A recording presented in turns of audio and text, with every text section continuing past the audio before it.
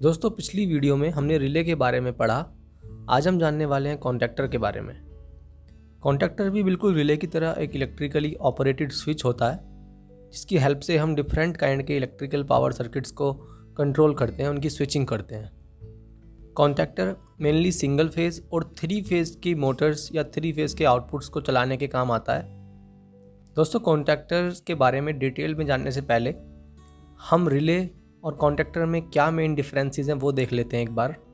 जैसा कि हमने रिले में देखा, रिले में एक इलेक्ट्रोमैग्नेटिक कॉइल होती है, जिसकी हेल्प से डिफरेंट काइंड के NONC कॉन्टैक्ट्स जो रिले के अंदर ही होते हैं वो ऑपरेट होते हैं। जैसे ये NONC कॉन्टैक्ट्स थे, तो ये हमारे ऑपरेट होते हैं।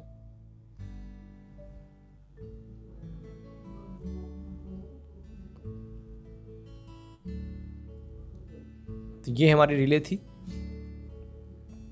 बिल्कुल इसी तरह कॉन्टैक्टर में भी एक इलेक्ट्रोमैग्नेटिक कॉइल होती है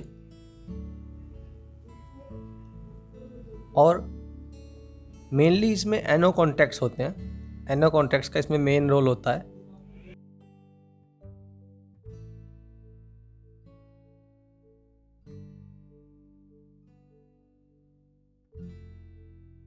साथ में कुछ NONC कॉन्टैक्ट्स भी अलग से हो सकते हैं।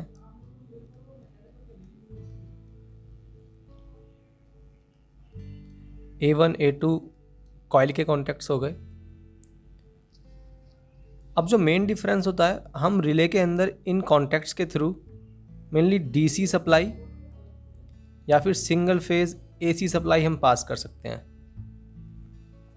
मींस लो पावर के लोड्स हैं, उनको हम ऑपरेट रिले की हेल्प से ईजिली कर सकते हैं। बट जब बात आती है हाई पावर लोड्स की, तो हम कॉन्टैक्टर का यूज़ करते हैं। इसमें मेनली हम single phase AC supply loads और 3 फेज़ AC सप्लाई लोड्स हम इन कॉन्टैक्ट्स के थ्रू पास कराते हैं। मींस ये हमारा हाई पावर के लोड्स को ऑपरेट करने के लिए होता है।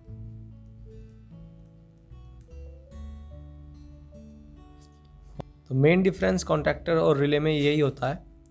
हालांकि जो कॉइल है, जो हमारी रिले की कॉइल है, ये कॉइल, तो ये कॉइल के बेस पे हम रिले को AC रिले या जैसे DC रिले में हम डिवाइड करते हैं, उसी तरीके से कॉन्टैक्टर के अंदर जो कॉइल है वो भी DC कॉइल और AC कॉइल की फॉर्म में आती है।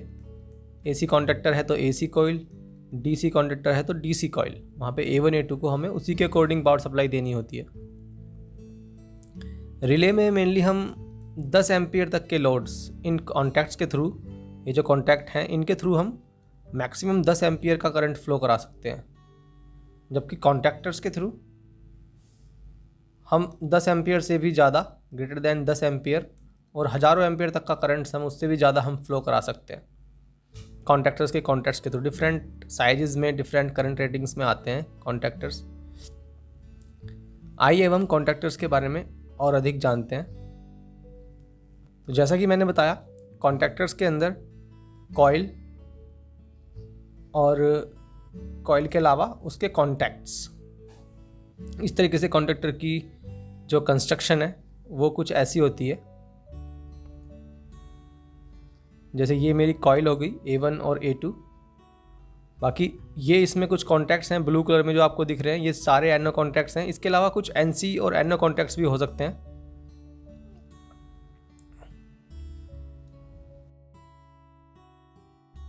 अब मैंने क्या किया, कॉन्टैक्टर की कॉइल के A1 और A2 टर्मिनल्स पर मैंने लाइन और न्यूट्रल इस तरीके से कनेक्ट कर दिया with the help of NO push button, एक NO पुश बटन के साथ। अब क्या होगा, जैसे ही मैं इस NO पुश बटन को प्रेस करूंगा तो करंट मेरा इस कॉइल के अंदर फ्लो होगा इस तरीके से, और ये कॉइल एक इलेक्ट्रोमैग्नेट बन जाएगी, एक मैग्नेट बन जाएगी, जिसके कारण ये सारे NONC, ये तीनों NO चेंज ओवर हो जाएंगे, स्विच हो जाएंगे। आगे देखें तो ये जो ब्लू वाले कॉन्टैक्ट्स हैं इनको हम पावर कॉन्टैक्ट्स कहते हैं। ये सारे कॉन्टैक्ट्स पावर कॉन्टैक्ट्स, ये थोड़े हाई रेसिस्टिव होते हैं। इनके थ्रू हम larger amount of current flow करा सकते हैं। जबकि ऑक्सिलरी कॉन्टैक्ट्स हमारे लो रेसिस्टिव होते हैं। इनके थ्रू हम सिंगल फेज तक का करंट या मेनली कंट्रोलिंग करंट हम इनसे पास कराते हैं। जैसे डीसी करंट या सिंगल फेज सप्लाई हम इन एनसी और एनओ के थ्रू ऑक्सिलरी कॉन्टैक्ट्स के थ्रू पास करा सकते हैं। उसके बाद मैंने अपनी एक 3 फेज मोटर को मैं इस तरीके से कनेक्ट कर सकता हूँ। आर वाई बी को मैंने L1 L2 L3 पे लगा दिया, क्योंकि एनओ का एक कॉन्टैक्ट्स अब दूसरे टर्मिनल से मुझे ये कॉन्टैक्टर आउटपुट देगा। उस आउटपुट को मैंने मोटर के U1, V1 और W1 टर्मिनल्स पे लगा दिया। अब क्या होगा, जैसे ही मैं इस एनओ को प्रेस करूँगा, इस एनओ को मैं जैसे ही प्रेस करूँगा तो इस कॉइल के अंदर करंट जाएगा और ये मैग्नेट बन जाएगी, जिसके कारण ये तीनों एनओ क्लोज हो जाएंगे कुछ इस तरीके से। ये भी क्लोज, ये भी क्लोज और ये एनओ भी क्लोज। तो जो करंट है वो मेरा मोटर को मिल जाएगा, सप्लाई मोटर को मिल गई। इसको मिलते ही मोटर मेरी रन करने लगेगी, मोटर मेरी घूमने लगेगी। लेकिन यहाँ पे क्या होगा, जैसे ही मैं इस एनओ को छोड़ूंगा, दबा के तो रखूँगा नहीं, तो छोड़ते ही क्या होगा, ये मेरी मैग्नेट वापस से ज़ीरो डी एनर्जाइज हो जाएगी और तीनों एनओ ये ओपन हो जाएंगे। तीनों एनओ वापस से नॉर्मली ओपन हो जाएंगे और मोटर मेरी ऑफ हो जाएगी। तो यहाँ भी हमें होल्डिंग वाला या लैचिंग वाला कॉन्सेप्ट यूज़ करना होगा कुछ इस तरीके से, जैसे रिले में हमने यूज़ किया था, बिल्कुल वैसे ही इस तरीके से। तो यहाँ मैंने क्या किया,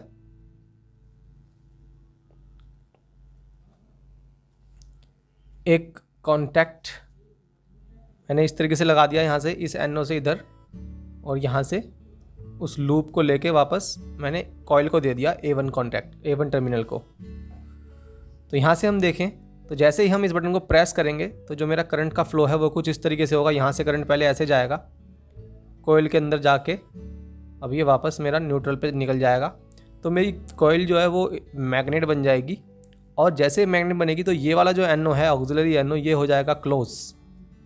इसके क्लोज होते ही कुछ करंट मेरा इधर से भी फ्लो होने लगेगा, ऐसे फ्लो होगा वापस कॉइल के अंदर। और मैं एनओ को जैसे ही रिलीज़ करूँगा तो फिर भी मेरा करंट इस वाले पाथ के थ्रू फ्लो ही होता रहेगा, क्योंकि जैसे ही मैंने एनओ रिलीज़ किया तो करंट मेरा इधर से पास होगा और कॉइल के अंदर कॉइल को मैग्नेट बना के रखेगा। जब कॉइल मैग्नेट बनी रहेगी तो ये एनओ भी क्लोज ही रहेगा, ये एनओ क्लोज ही रहेगा, तो कॉइल के अंदर करंट जाता ही रहेगा। तो इस तरीके से लूप में ये करंट मेरा जाता ही रहेगा और कॉइल मेरी होल्ड हो जाएगी। बिल्कुल रिले की वर्किंग में जैसे हमने देखा, बिल्कुल वैसे यहाँ भी काम होने वाला है।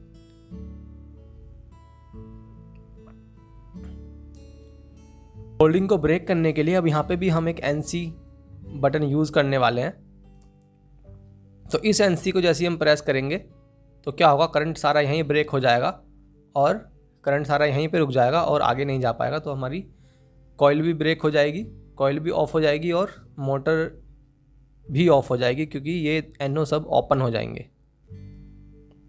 इन बटन्स को हम रीसेट और सेट बटन बोल सकते हैं, क्योंकि एनओ की हेल्प से हम मोटर को ऑन ही कर पाएंगे और रीसेट की हेल्प से हम मोटर को ऑफ कर पाएंगे। बिल्कुल इसी तरीके से हम इसका सर्किट डायग्राम भी ड्रॉ कर सकते हैं कुछ इस तरीके से। ये हमारा रीसेट बटन हो गया और ये सेट बटन। जैसे ही हम सेट बटन को प्रेस करेंगे तो जो करंट है मेरा, ये R, Y, B और न्यूट्रल सप्लाई मेरी हो गई। अब जैसे ही हम सेट को प्रेस करेंगे तो जो करंट है वो मेरा R से ऐसे फ्लो होगा NC के थ्रू। ये क्लोज हो गया प्रेस करते ही, तो करंट मेरा A1 को मिल जाएगा और ये कॉइल एनर्जाइज हो जाएगी। इसके एनर्जाइज होते ही ये एनओ क्लोज और ये तीनों एनओ भी क्लोज। तो जैसे ये तीनों एनओ क्लोज तो करंट अब मेरा इधर से भी फ्लो होने लगेगा, तो कॉइल को इसमें इधर से भी सप्लाई मिल गई। तो इस तरीके से कॉइल मेरी होल्ड हो जाएगी, करंट इधर से फ्लो होता ही रहेगा। अब इसको ब्रेक करने के लिए हम ये NC पुश बटन प्रेस करेंगे तो सारा करंट हमारा ब्रेक हो जाएगा और हमारी कॉइल के साथ साथ ये मोटर भी ऑफ हो जाएगी। तो इस तरीके से हम कॉन्टैक्टर की हेल्प से अपने 3 फेज आउटपुट्स को ऑपरेट कर सकते हैं। आप प्रैक्टिकल वीडियो में भी देख सकते हैं कि किस तरीके से मैं सेट और रीसेट बटन को दबा के अपने आउटपुट को ऑन ऑफ कर पा रहा हूँ। ज़रूरी नहीं है हमें 3 फेस मोटर ही लगानी है, हम सिंगल फेस का आउटपुट भी लगा सकते हैं। सिंगल फेस आउटपुट को भी हम कॉन्टैक्टर की हेल्प से चला सकते हैं ईजिली। आशा करता हूँ आपको आज की वीडियो अच्छी लगी होगी। कोई भी डाउट हो उसके लिए आप कमेंट बॉक्स में कमेंट कर सकते हैं। वीडियो अच्छी लगी हो तो लाइक करें, कमेंट करें, शेयर करें और चैनल को सब्सक्राइब करना ना भूलें। बहुत बहुत धन्यवाद।